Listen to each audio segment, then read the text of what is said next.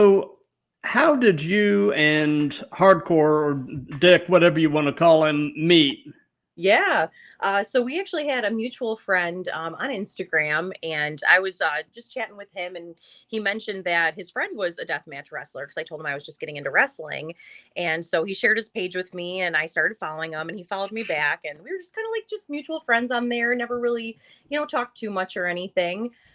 But then he ended up coming out to a show in Rochester, New York, which is about an hour and a half from me in Buffalo.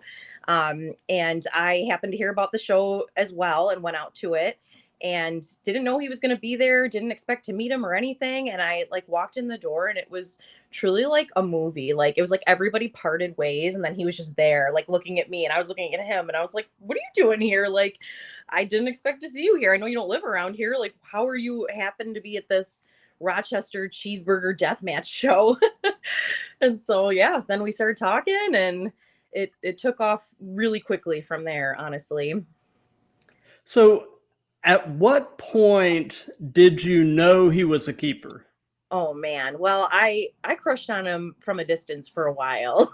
Mhm. Ever since I started following him on Instagram, I thought he was very interesting, very cute, but I just we didn't like cross paths. So then after I met him at that show in Rochester, he was on my mind more. And then a month later, I met him in Atlantic City at a GCW show, and that was when we really started talking.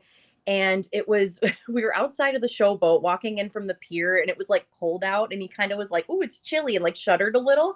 And I like didn't even think about it, but I like reached out and kind of like tickled his side because he wears those shirts with like his open side. And I kind of like tickled it. I was like, "Oh, get in there, you're cold." And it was like a weird affectionate moment when we weren't like anything yet that I was like, I really like this guy. Like I feel so comfortable around him enough to like tickle him. So Gotcha. it was really that GCW show where I was like, this is my guy.